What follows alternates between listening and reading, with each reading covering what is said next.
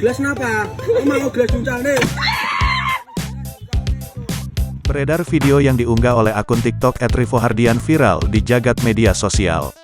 Dalam video tersebut nampak seorang pria pedagang nasi angkringan yang sedang melayani pembeli.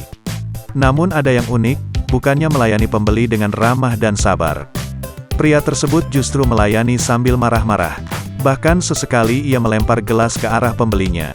Dalam video lain juga nampak, ia melempar gunting dan mie instan saat akan memasak pesanan pelanggannya. Lantas, video tersebut menarik banyak perhatian netizen.